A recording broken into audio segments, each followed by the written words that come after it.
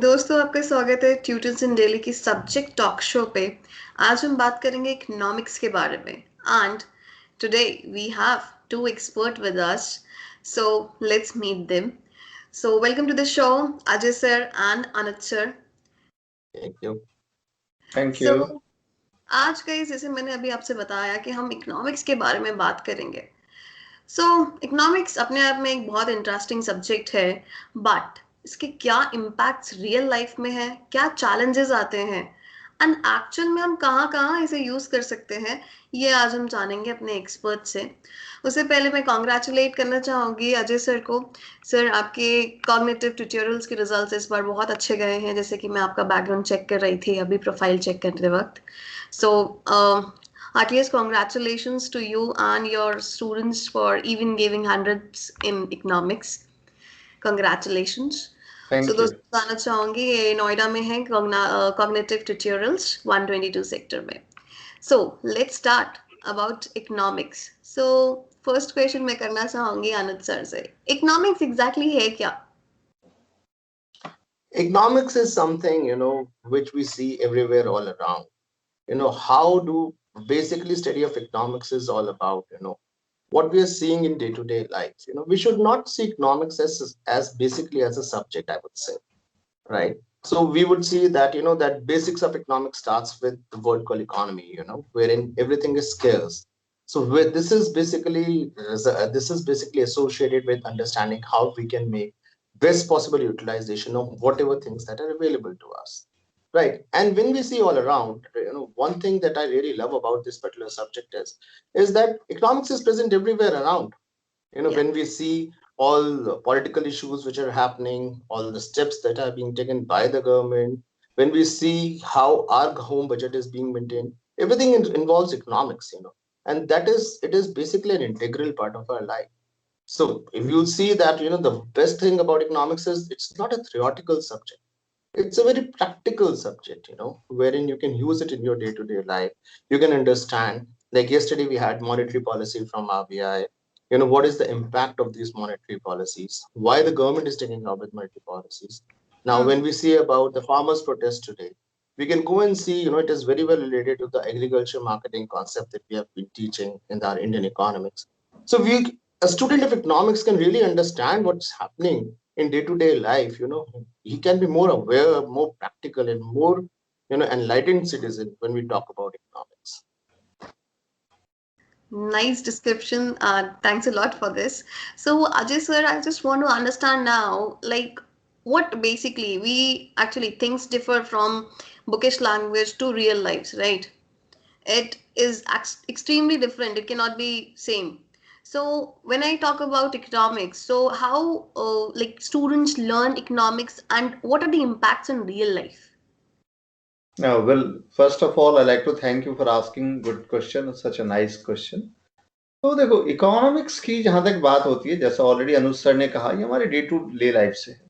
तो कभी भी बुक ठीक है, book is an information, 200-300 page का एक इंफॉर्मेशन है, एक क्राइटेरिया डिसाइड किया गया है कि ये लाइफ में होता है, उसके बेसिस पे इंफॉर्मेशन है। बट जब हम इकोनॉमिक्स समझने की बात करते हैं तो हमें इकोनॉमिक्स को रियल लाइफ में, डे टू डे लाइफ से कोरिलेट करना चाहिए। जैसे एग्जाम्पल के तौर पे, जब एक बच्चा क्लास 11th में जाता है और माइक्रो इकोनॉमिक्स में सबसे पहला चैप्टर डिमांड पढ़ता है, तो हम कभी भी सीधे डिमांड पे नहीं आना चाहिए। हम उससे पूछना चाहिए कि आज अगर मैं आपके सामने बैठ के पढ़ा रहा हूं, आपको अगर भूख लगी है, सामने में आपके पास फल है या सब्जी है या रोटी है, तो वो क्यों आपके लिए जरूरत में है, क्या उसकी आपकी लाइफ में यूज है, यूटिलिटी है, बच्चा खुद ही जवाब देगा। फिर जब हम उससे इंटरलेट करते हैं कि जिस चीज की जरूरत होगी उस चीज की डिमांड होगी, मांग होगी, और इस तरीके से अगर हम उसको बुक के अलावा प्रैक्टिकल लाइफ में लेके जाते हैं, तो आई बिलीव कि हर एक इंसान इकोनॉमिक्स प्रैक्टिस में लेता है, रोज डेली अपने लाइफ में रोज जीता है, उसे इकोनॉमिक्स पढ़ने में किसी को दिक्कत नहीं होनी चाहिए। सवाल बस इतना ही है कि उस पर्टिकुलर टॉपिक, उस पर्टिकुलर बुक के बारे में एक प्रैक्टिकल थ्योरेटिकल से हटके प्रैक्टिकल पेडागोजी, जिसको टीचिंग स्टाइल कहते हैं, उस पर अगर हम आते हैं economics is the most interesting and most easy subject. Nice. तो जैसे अभी आपने मुझे बताया like we should actually that is if I talk about any subjects practical aspect तो बहुत ज़्यादा इम्पोर्टेंट है। अगर मैं करंट सिनारियो और करंट लाइफ की बात करूँ, क्योंकि पहले और अब में टीचिंग स्टाइल भी चेंज हो चुका है एंड मेथड्स भी चेंज हो चुके हैं and because the implementation is actually on a practical value only. Because अगर हम बुकिश से स्टिक रहेंगे so we can not implement that. So Anuj sir, मेरा क्वेश्चन आपसे है लाइक फॉर एग्जाम्पल कि एक स्टूडेंट है, ही वांट्स टू एक्ट, मतलब वो चाह रहा है कि और इजी हो जाए उसके लिए वो लर्न करना इकोनॉमिक्स। सो उसको क्या चीजें, क्या स्टेप्स लेने चाहिए सो दैट उसका इंटरेस्ट भी बना रहे एंड जो वो एक्सेल करना चाह रहा है पर्टिकुलर सब्जेक्ट में वो कर भी पाए? लोकेशा, देखिए जो सबसे इम्पोर्टेंट बात है, the most important thing in economics is one thing which differentiates this subject from others is that you should not try to learn. Of course, there are few concepts, few definitions that you need to understand. But if you try to learn this language, this subject, perhaps it's going to be very difficult. It's something like studying it's something like studying mathematics, wherein you need to have an analytical bent of mind, right? Exactly. So you don't try to learn anything, right? Because of course you need to know the concepts, but of course the way things happen, there's a process to be followed. And it's like Sir told us right now that it is very well, everywhere in and around us, right? So if you relate it with everyday life, right? Like when, say, for example, when we come to the banking chapter, we read about SLR, CRR, loss reserve, legal reserve ratios, and all, like bank rates and all. But if you just read Economic Times or any financial newspaper, you will see these terms coming on day-to-day basis. When you read and you understand what the steps that the government has taken, if a student of economics would have read newspapers throughout and would have read what steps government is taking right now, and so as to boost the economy, so as to bring in liquidity into economy. A lot of banks face a feeling like Yes Bank failed last year, and how government has actually extended a line of credit to it for 60,000 crores of rupees. This is what the function of RBI is. So you don't need to learn. There's nothing to learn actually. You need to be a little bit aware about what's happening in and around you. Perhaps for a student of economics, this year has been a fantastic year, a miraculous year wherein you can learn so much about economics. As a student of economics, you can comment on everything which is happening, which is projecting, right? And perhaps you can. This is one way wherein you can actually understand how exactly economy works. You can actually question why government is doing that, right? Now there could be a lot of angles to anything. People could have political alienations or whatever reasons, but a student from economics can actually tell you like what exactly is right and what is wrong on the basis of his understanding about the subject, right? So because if what is being discussed in economics is on the basis of true facts, right? Beliefs. So if we follow that, if we relate it to our day-to-day lives, we should not try to learn anything. Perhaps I would say that this entire curriculum of 12th standard is, especially 12th standard, is very scientifically prepared. Because if you know, if you can really learn the art of integrating Indian economy with macroeconomics, then of course it's a fun for students, because most of the students find Indian economy to be a little bit tough because it's like reading history. But if you integrate macroeconomics with Indian economy, then they will appreciate why exactly how it's happening and why it's not that difficult. So I basically believe I tell everything like a story to my students now. For me, I only discuss about what is happening. So I don't just read from the books. My personal point of view is that book is only for reference, right? So even students should use it as a reference material, right? Not more than that. Yes, exactly. Thank you for this answer, Anuj sir. So, as you mentioned of macroeconomics, Ajay sir, I would request you to please give some highlights on it for macroeconomics. Yes, exactly. Macroeconomics is all about, as Anuj sir has said, I just like to extend his views only. Divided national income accounting, aggregate demand, aggregate supply, banking, money, government budget, all are correlated. One basic thing a student has to discuss where our economies stand. Yes. Now we don't have to go to the book before teaching anything. I'm starting from the very first chapter, like national income and related aggregates. And it starts from the circular flow. If a student is able to know circular flow, he is able to know whole macroeconomics. Now come, when we talk about circular flow, we talk about production, we talk about income generation, we talk about expenditure. Now, as a teacher, as a student has to introspect and has to ask question to themselves. How production happen? Production happen by hiring of factor services. When we hire factor services, we pay them as an income. And just think about it. Lokesha, if you get 5,000 rupees right now as a surprise gift for this shooting, for this recording, what happened? You will definitely go and buy a good suit for you. Am I right? Of course, I'll do something with that or anything, Definitely. The depending. same thing, the same discussion could be happening in the class, and the students say, yes, I am going to buy this, I am going to buy this. It means whatever the income people is getting, they're going to spend those income in the money. And where this money go ultimately, those people who have made a production. So ultimately flow is going happen. Now Yeah. the thing Now exactly, just I like to extend for a second. Now the things happen, how this to be controlled. Hmm. There the role of government comes. Who will get this money? Have and have nots. It is a part of the society. जिसकी लाठी उसकी भैंस. तो उस लाठी को कमजोर करना है और जो कमजोर है उसे मजबूत करना है. That is the role of the government. And that is the way of equality, taxation. So we can extend from one example up to the last chapter.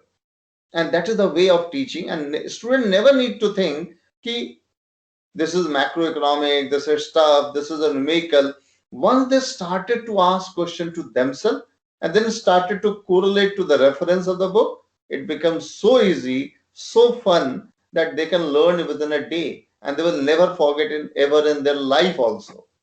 Exactly, I totally agree with this. Whenever we actually correlate things with the real life and even to ourselves, if I talk about when individual correlation is there, then of course we cannot forget that particular thing ever in entire life. Whatsoever is your age, how like it actually doesn't matters when you ever thought about that particular thing. So we always remember that. So that was a very good discussion till now. But I want to like uh, give like get few highlights on GDP. Like we have a real GDP, a nominal also. So few highlights on that, Anuj sir.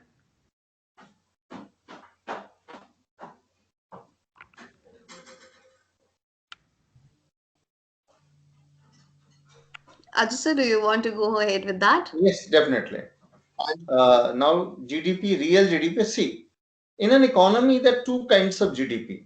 One GDP, suppose last year we have made a production of 50,000 unit or 60,000 unit, and but the price escalated from 10 to 20. So in general, what we think, our income is increasing, but Hmm. in fact our income is not increased. So we have divided, we have formulated a two policy. Real GDP means production of the base year, but the production of the current year, but the base price of the base year of fixed year should be taken. So there will be increase in income only when there is an increase in production. And that's a very simple calculation. When come to the nominal GDP, whatever we produce in the current year and the current price prevailing in the market, on that basis we are calculating. So if we take examples and if we explain with the proper detail example, asking one student, Sunil, tell me this, Rekha tell this and this, and in this way, when the class is evolving, each student is participating, it becomes a fun learning. So nothing big deal. I always say economics is your life. Every person buy dress, every person save money for their old age, every person want to be a wealthy to understand this thing that is economics. Great, sir. Thank you for elaborating it. So I think Anuj sir is facing some technical issues. Well, yeah, it's okay. I'm there. Yeah, sorry. Okay, it's Yeah. okay, definitely okay. So Anuj sir, I was asking this question with you only. So few things from you as well, elaborating the same. Yeah. So see, as sir has rightly pointed out, see, any increase which is on account of increase in prices is actually not increase in GDP. That's not the real GDP. That's the nominal GDP. So GDP actually means, that there should be increase in availability of goods and services.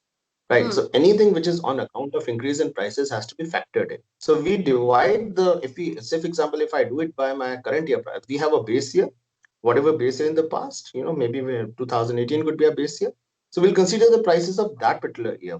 And in accordance with that, I'll see what is the increase in availability of goods and services. Now, if there is anything or just on account of prices, I should divide it by the consumer price index, CPI index, which is declared by the government every year, which actually tells us that whether the people are really happy or not.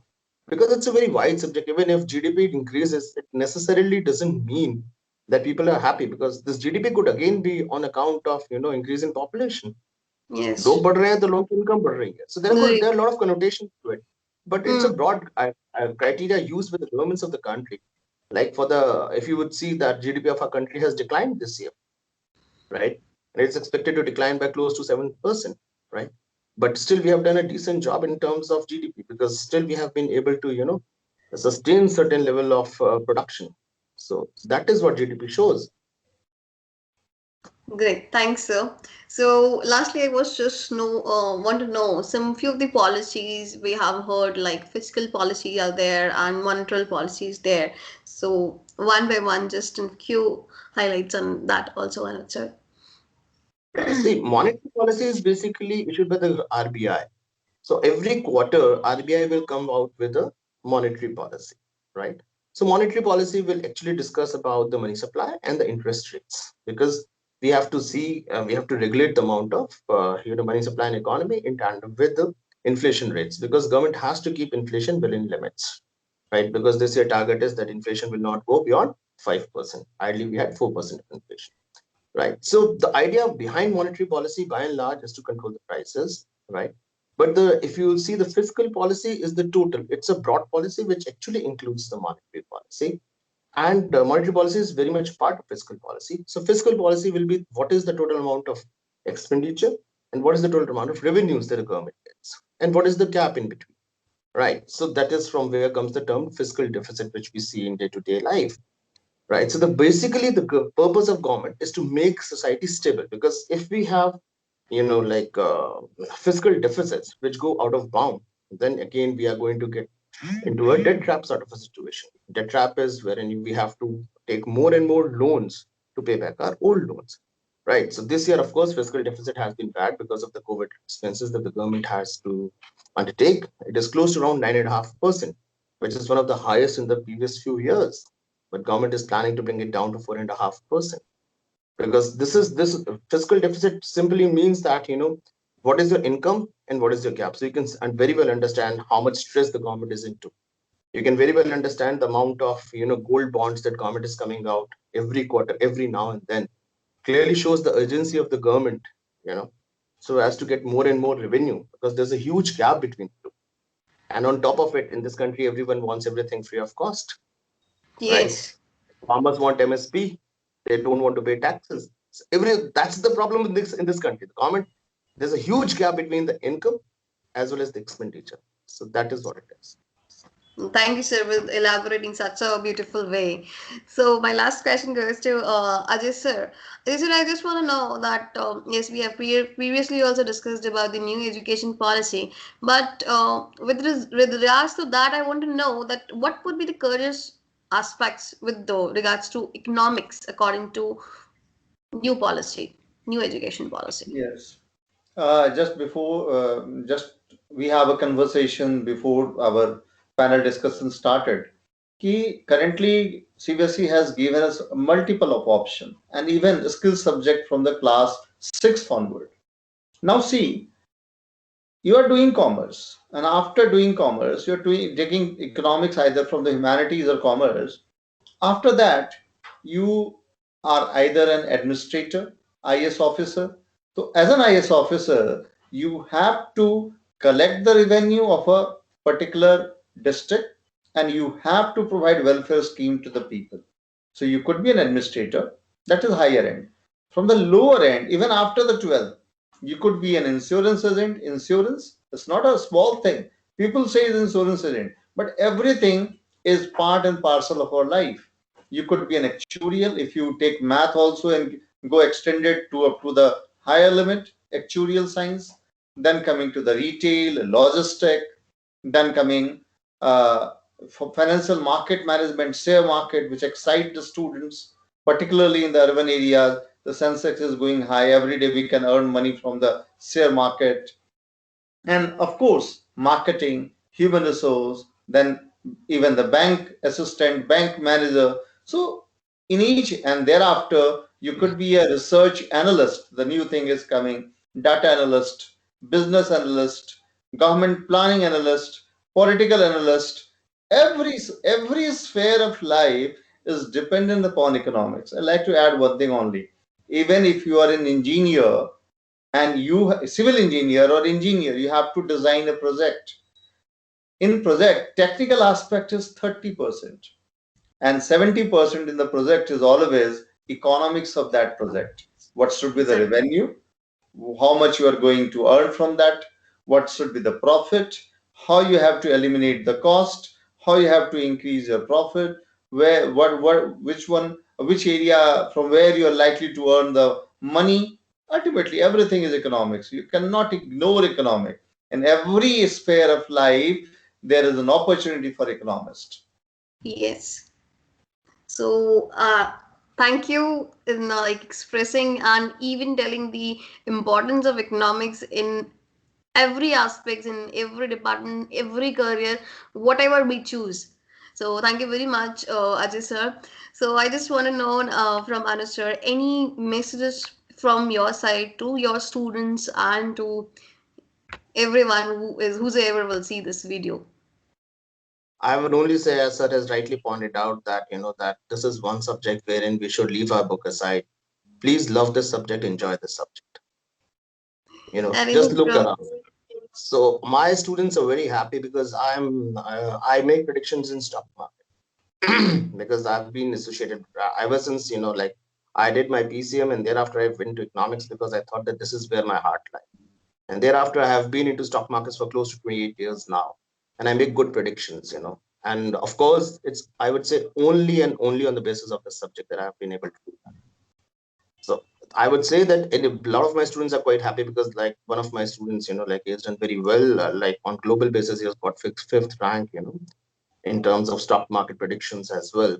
So this is one place wherein, like I would say that everyone knows how to make money, how to earn money. But not even 1% of the people in this world will know how to invest money, yes, right? exactly. And people are financially illiterate in this country. Of course, any student who would have studied economics in spirit will never fail in economics, will never fail in this because whatever he'll do will be on the basis of logic. If you're able to understand this subject to the core, believe me, you're going to be successful not only in your careers, but in your entire life. That is what I believe. Exactly. Anything from you, sir? Ajay, sir? Yeah, definitely. I wanted to say only one thing. Ki don't take economics as a subject. Take economics as a life. And if you started to enjoy your life, you are successful. Nothing more than that. Because ultimately, subject combination will be decided by a lot of factors, but life is decided by your will only and your spirit only. That much. Thank you. Thank you, both of you, for such a beautiful and an elaborative discussion about economics and various aspects of it. And we'll be very grateful if we get started again for any of the economics topics. So for now, let's end up this. So दोस्तों, आज हमने बहुत कुछ जाना है economics के बारे में एंड आप खुद भी और भी क्वेश्चंस कर सकते हैं कमेंट करके एंड कभी भी ट्यूटर्स इन दिल्ली की वेबसाइट पर जाके tutorsindelhi.co.in आप Ajay sir and Anuj sir को रीच आउट भी कर सकते हैं सो आज के लिए शुक्रिया bye bye Thank Thank you. you. Thank you.